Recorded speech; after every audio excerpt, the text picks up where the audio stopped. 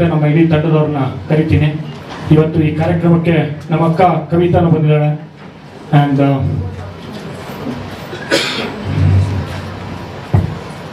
ನನ್ನ ಧರ್ಮಪತ್ನಿ ಅರ್ಪಿತಾ ಒಂದು ಹೂವಿನ ಗುಚ್ಛ ಮೂಲಕ ಅಶ್ವಿನಿ ಪುನೀತ್ ರಾಜ್ಕುಮಾರ್ ನಾವು ವೆಲ್ಕಮ್ ಮಾಡಬೇಕು ಅಂತ ಕೇಳ್ಕೊಳ್ತೀನಿ.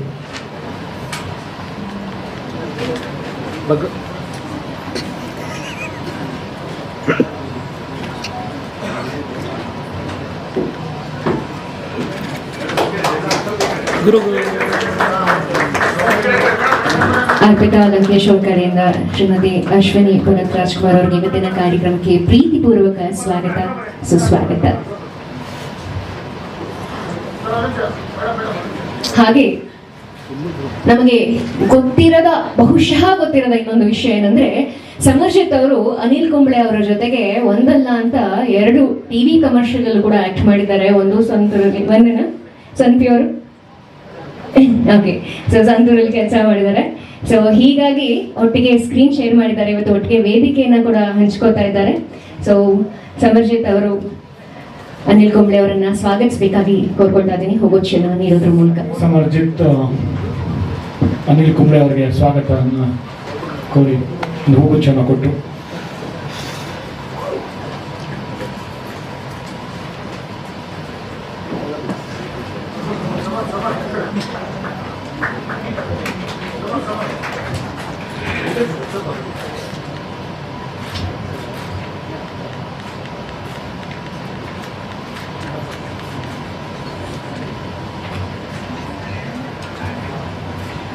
Welcome sir, welcome ma'am, please.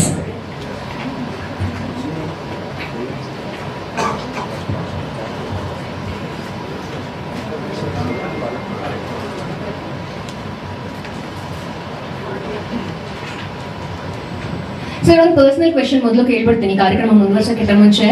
So ಎಲ್ಲರೂ ನೋಡ್ತಾ ಇದೀವಿ, ಆದ್ರೆ ಈವೆಂಟ್ ಬಹಳ ಜನ ಮುದ್ದಾಗಿರೋ ಹುಡುಗಿರು ಬಂದ್ಬಿಟ್ಟಿದ್ದಾರೆ. ಅದು ಹೇಗೆ? ಥ್ಯಾಂಕ್ ಯು ಕಾವ್ಯ ಕ್ರಿಸ್ಟೋಫರ್, ಸಾರಿ ಕಾವ್ಯ ಶಾಸ್ತ್ರಿ ನೋಡಿ, ಕಾವ್ಯಾತ್ಮಕವಾಗಿದೆ ಕಾರ್ಯಕ್ರಮ ಅಂತ ಹೇಳ್ಬೇಕು. ಅರ್ಥ ಆಗುತ್ತೆ ಸರ್, ಕಷ್ಟ ಅರ್ಥ ಆಗುತ್ತೆ. ಕಾವ್ಯಾತ್ಮಕವಾಗಿದೆ ಅಂತ ಹೇಳಕ್ಕೆ ಕಾವ್ಯಾತ್ಮಕವಾಗಿದೆಯೋ ಇಲ್ವೋ ಗೊತ್ತಿಲ್ಲ, ಬಟ್ ಬಹಳ ವರ್ಣಮಯವಾಗಿದೆ, ಅದಂತೂ ನಮಗೆ ಗೊತ್ತಾಗ್ತಾ ಇದೆ ಸರ್. ಅದನ್ನೇ ಹೇಳಿದ್ದು ಅಲ್ವಾ, ಅವ್ರು ಬರ್ತಿದ್ದ ಹಾಗೂ ಒಂದು ವೈಬೇ ಚೇಂಜ್ ಆಗೋಯ್ತು ನೋಡಿ ಅಂತ. ಇಲ್ಲ, ಅನಿಲ್ ಕುಂಬ್ಳೆ ಅವ್ರ ಬಗ್ಗೆ ನಾನೊಂದು 2 ಮಾತಾಡೋಕೆ ಇಷ್ಟಪಡ್ತೀನಿ. ನಾನು ಅನಿಲ್ ಕುಂಬ್ಳೆ ಅವರು ತುಂಬ ಜೂನಿಯರ್ ಕ್ರಿಕೆಟ್ ಆಡ್ತಾ ಇದ್ವಿ, ಅಂಡರ್ 15 ಆ ಸಮಯದಲ್ಲಿ ಸ್ಕೂಲಲ್ಲಿ ಆಡ್ತಾ ಇದ್ವಿ. ಆದರೆ ಅವರ ಒಂದು ಡಿಸಿಪ್ಲಿನ್ ಇದೆಯಲ್ಲ, ಅದು ಎಲ್ಲ ಪ್ರತಿಯೊಬ್ಬ ಯುವಕರು, ವಿಶೇಷವಾಗಿ ನನ್ನ ಮಗ ಅಂತ ಇವತ್ತಿನ ಪೀಳಿಗೆ ಯುವಕರು ಅದನ್ನ ಅನಿಲ್ ಕುಂಬ್ಳೆ ಅವರಿಂದ ಕಲ್ತ್ಕೋಬೇಕು. ಯಾಕೆಂತಂದ್ರೆ ಅವ್ರ ತಂದೆಯವರು ಒಂದು ವೆಸ್ಪಾ ಸ್ಕೂಟರ್ ಅವ್ರನ್ನ ಡ್ರಾಪ್ ಮಾಡೋರನ್ನ ನೋಡಿ ಪ್ರಾಕ್ಟೀಸಲ್ಲಿ, ಮತ್ತು ಅವ್ರು ಬೆಳಿಗ್ಗೆ ಬಂದರೆ ಗ್ರೌಂಡಿಗೆ ರಾತ್ರಿ ತನಕ ಪ್ರಾಕ್ಟೀಸ್ ಮಾಡ್ತಾ ಇದ್ರು, ಬೇರೆ ಏನೂ ಇಲ್ಲ. ಅವರು is to just dream about cricket. And ಶಾಲಾ ದಿನಗಳಲ್ಲೇ ಅವ್ರ ಆಟ ನೋಡಿ ಆಗಲೇ ರಂಜಿ ಟ್ರೋಫಿ ಆಡೋಕ್ಕೆ ಶುರು ಮಾಡಿದ್ರು. ಆಮೇಲೆ ಕಾಲೇಜಲ್ಲಿ ಇದ್ದಾಗಲೇ RVC-ನಲ್ಲಿ ಇಂಜಿನಿಯರಿಂಗ್ ಮಾಡ್ಬೇಕಾದ್ರೆ ಭಾರತಕ್ಕೆ ಆಡಿದ್ರು. ಫಸ್ಟ್ ಮ್ಯಾಚಲ್ಲೇ ಮ್ಯಾನ್ ಆಫ್ ದ ಮ್ಯಾಚ್ ಕೊಡಿದ್ರು. ಅದಾದ ನಂತರ ನಮಗೆಲ್ಲ ಗೊತ್ತಿದೆ, ನಾನೇನು ಅವ್ರ ಬಗ್ಗೆ ಹೇಳಬೇಕಾಗಿಲ್ಲ. ವೆಸ್ಟ್ ಇಂಡೀಸಲ್ಲಿ ನಾನು ನಮ್ಮ ತಂದೆ TV ಮುಂದೆ ಕೂತ್ಕೊಂಡು ನೋಡ್ತಾ ಇದ್ವಿ. ಇಡೀ ಜಾ ಫ್ರ್ಯಾಕ್ಚರ್ ಆಗಿ ಇಂಜುರಿ ಆಯಿತು. ಇಂಜುರಿ ಆದಾಗ ಬ್ಯಾಂಡೇಜ್ ಕಟ್ಕೊಂಡು ಬೌಲಿಂಗ್ ಮಾಡಿ ಭಾರತವನ್ನು ಗೆಲ್ಲಿಸಿದ್ರು. ಇದೇ ಅನಿಲ್ ಕುಂಬ್ಳೆ ನನ್ನ ಒಂದು ಸ್ನೇಹಿತ ಅನ್ನೋದಕ್ಕೆ ನನಗೆ ಹೆಮ್ಮೆ ಇಂದ ಹೇಳ್ಕೊಳಕ್ಕೆ ನನಗೆ ಇಷ್ಟ ಆಗುತ್ತೆ. ಅದಾದ ನಂತರ ಅಫ್ಕೋರ್ಸ್ ನಾನು ನಮ್ಮ ತಂದೆನೆ ಮತ್ತೆ ಗಾಂಧಿ ಬಜಾರಲ್ಲಿ ನಮ್ಮ ಮನೆ ಇತ್ತು, ಅಲ್ಲಿ 10 ವಿಕೆಟ್ ಕ್ಯಾಲ್ಕಟಾಲ್ ತೆಗೆದಾಗ ಎಷ್ಟು ಖುಷಿ ಆಯಿತು ಅಂದರೆ, ನನ್ನ ಹಳೆ ಸ್ಕೂಲು ಕಾಲೇಜ್ ದಿನಗಳು ನೆನಪಾಯಿತು. ಈಡನ್ ಗಾರ್ಡನ್ಸ್ ಹೋಗಿದ್ವಿ, ಮತ್ತು ಚೆನ್ನೈಯಲ್ಲಿ ಆಡಿದ್ವಿ, ಹೈದರಾಬಾದಲ್ಲಿ ಆಡಿದ್ವಿ. ಆದರೆ ಇವ್ರು ಆಡ್ತಿದ್ದು ಬೇರೆ ಕ್ರಿಕೆಟ್, ನಾವು ಆಡ್ತಾ ಇದ್ದು ಬೇರೆ ಕ್ರಿಕೆಟ್. ಅದಕ್ಕೆ ಇವರು ಆ ಮಟ್ಟಕ್ಕೆ ರೀಚ್ ಆದರು.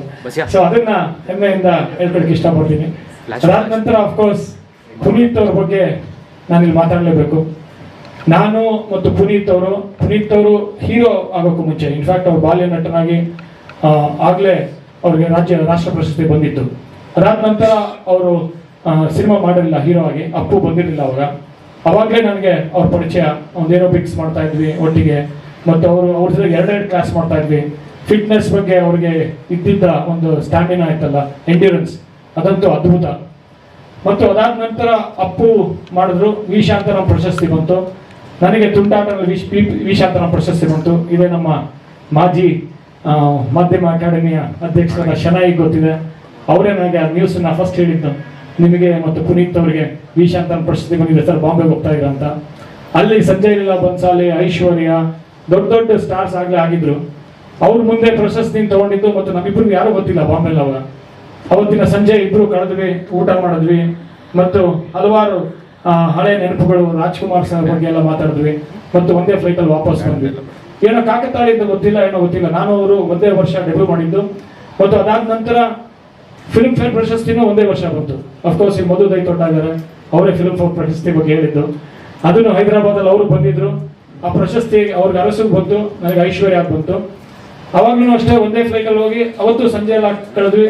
ಆ ಸಮಯಗಳನ್ನ ಇವತ್ತು ಮೆಲುಕು ಹಾಕಕ್ಕೆ ಇಷ್ಟಪಡ್ತೀನಿ. ಮತ್ತು ವಾಪಸ್ ಬಂದ್ವಿ.